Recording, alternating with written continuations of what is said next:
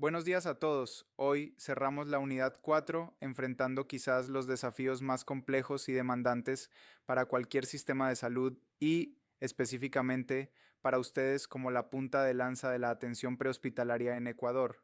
Vamos a hablar de la gestión del trauma grave, el shock, las quemaduras críticas y las lesiones pélvicas exsanguinantes. No estamos hablando de rasguños, estamos hablando de pacientes que se debaten entre la vida y la muerte en cuestión de minutos. Quiero empezar recordándoles que la práctica de la medicina de emergencias en nuestro país no es un acto aislado de buena voluntad, sino un deber jurídico estricto. La Constitución de la República, en su artículo 32, garantiza la salud como un derecho, pero es el artículo 365 el que ustedes deben tatuarse en la memoria. Prohíbe explícitamente la negativa de atención en situaciones de emergencia en cualquier establecimiento público o privado. Esto significa que, ante un paciente quemado o con una pelvis destrozada, no existen barreras administrativas. Su única obligación es estabilizar y preservar la vida utilizando todos los recursos técnicos disponibles. Recuerden que el Código Orgánico Integral Penal nos vigila. El artículo 146 sanciona el homicidio culposo por mala práctica profesional si infringimos el deber objetivo de cuidado, que en nuestro caso es el cumplimiento riguroso de las guías de práctica clínica del Ministerio de Salud Pública. Empecemos abordando el tema de las quemaduras. En Ecuador, la epidemiología de las quemaduras es muy particular y dolorosa. Tenemos un patrón bimodal. Por un lado, una gran cantidad de niños menores de 5 años que sufren escaldaduras en el hogar con agua o sopas hirviendo, y por otro, adultos jóvenes, hombres trabajadores, que sufren quemaduras eléctricas de alto voltaje o por deflagraciones de gas, licuado de petróleo, muy común en nuestras cocinas y construcciones informales. Entiendan esto, la quemadura no es solo una lesión de la piel, es una patología sistémica.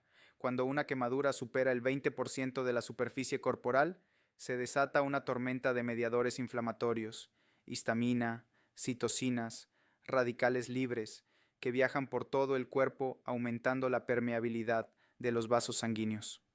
El paciente se hincha entero, pierde líquido hacia los tejidos y entra en shock hipovolémico severo. Para entender qué estamos tratando de salvar, visualicen las zonas de Jackson. En el centro de la quemadura está la zona de coagulación, donde el tejido ya murió y no hay nada que hacer. Alrededor está la zona de hiperemia, que está roja y sanará sola, pero entre ambas está la zona de estasis.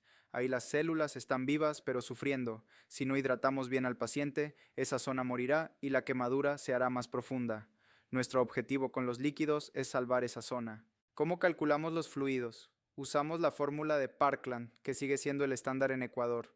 La fórmula es 4 mililitros multiplicado por el peso del paciente en kilos, multiplicado por el porcentaje de superficie corporal quemada. Ojo, solo contamos quemaduras de segundo y tercer grado, el eritema no cuenta. Y aquí viene un error común. ¿Qué líquido usamos? La respuesta es lactato de Ringer. No usen solución salina normal en grandes volúmenes porque tiene demasiado cloro y causarán una acidosis metabólica hiperclorémica que empeorará el estado del paciente. La administración de este volumen sigue la regla del 50 por 50. La mitad del total calculado se pasa en las primeras 8 horas y la otra mitad en las siguientes 16 horas. Pero escúchenme bien, el tiempo corre desde la hora del accidente, no desde que ustedes llegan. Si el paciente se quemó hace 4 horas y ustedes lo recogen ahora, tienen que pasar ese 50% del volumen en las 4 horas que quedan. Eso implica vías venosas de grueso calibre y flujo rápido. Ahora bien, la fórmula es solo una guía. No queremos ahogar al paciente. Debemos titular el goteo buscando una meta de orina, diuresis, de 0,5 a 1 mililitro por kilo por hora en adultos. Si orina más, bajamos el goteo. Si orina menos, lo subimos.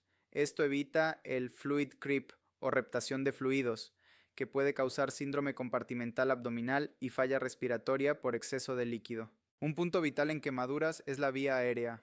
Si el paciente se quemó en un espacio cerrado, tiene hollín en la boca, las vibrisas nasales quemadas o la voz ronca, deben sospechar lesión por inhalación. No esperen a que se asfixie. La indicación es la intubación precoz. porque el edema cerrará esa garganta en cuestión de horas. Y sobre el traslado, no pongan cremas, ni sulfadiacina, ni nada de colores. Solo cubran con sábanas limpias y secas y mantengan al paciente caliente. La hipotermia mata al quemado porque ha perdido su piel protectora. Deben llevarlos a centros especializados, en Quito al Eugenio Espejo o al Vaca Ortiz si son niños, en Guayaquil al Luis Bernaza o al Francisco de Icaza Bustamante. Cambiemos ahora el escenario. Imaginemos un accidente de tránsito en la vía perimetral o un atropellamiento. El paciente tiene dolor severo en las caderas y signos de shock. Estamos ante un posible trauma pélvico. La pelvis es un anillo de hueso muy fuerte. Para romperse necesita muchísima energía. La clasificación de Young-Burgess nos ayuda a entender el mecanismo. El más grave es la compresión anteroposterior o libro abierto, donde la sínfisis del pubis se rompe y la pelvis se abre, aumentando su volumen interno. ¿Por qué muere este paciente? Se desangra internamente, y contrario a lo que se piensa, el 80% de ese sangrado es venoso, del plexo presacro y del hueso esponjoso. Como es sangrado venoso de baja presión, podemos detenerlo si cerramos el anillo pélvico y creamos un efecto de tamponamiento. Aquí es donde su destreza técnica salva vidas. Si no tienen fajas comerciales como el Sam Slink, deben usar una sábana. Presten atención a la técnica porque si lo hacen mal pueden matar al paciente. Un error fatal es poner la sábana sobre las crestas ilíacas. Si aprietan arriba, abren más la parte de atrás de la pelvis. La sábana debe ir centrada estrictamente sobre los trocánteres mayores del fémur. Pasan la sábana por debajo, cruzan los extremos y dos personas tiran con fuerza para cerrar la pelvis. Luego giran los extremos y los fijan con pinzas de campo. Adicionalmente, junten los pies del paciente y roten los dedos gordos hacia adentro, rotación interna, para ayudar a cerrar la pelvis anatómicamente. Esto nos lleva al manejo moderno del shock hemorrágico. Olviden la idea antigua de poner litros y litros de suero para ver una presión arterial normal de 120 por 80. Eso está obsoleto y es peligroso en trauma. Si subimos mucho la presión, rompemos el coágulo blando que el cuerpo está tratando de formar, lo que llamamos pop the clot, y diluimos los factores de coagulación. Hoy aplicamos la hipotensión permisiva.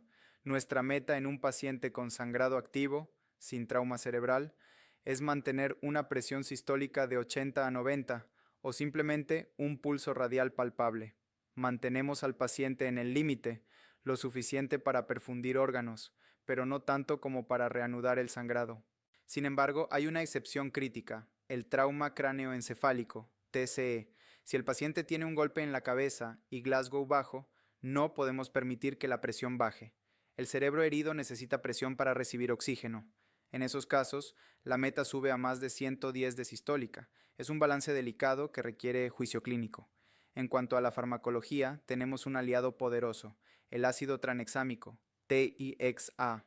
Este medicamento evita que el cuerpo destruya sus propios coágulos. El protocolo es claro, administrar 1 gramo intravenoso en 10 minutos, pero hay una regla de oro. La ventana de tiempo es de 3 horas. Si pasaron más de 3 horas desde el accidente, no lo pongan porque puede aumentar la mortalidad. Si están dentro del tiempo, es lo primero que deben preparar. Para el dolor, también hemos cambiado. La morfina y el fentanilo bajan la presión arterial, lo cual es pésimo en un paciente chocado.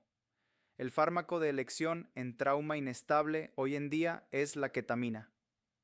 A dosis de 0,1 a 0,3 miligramos por kilo, quita el dolor y tiene la gran ventaja de que libera catecolaminas, manteniendo o incluso subiendo un poco la presión arterial.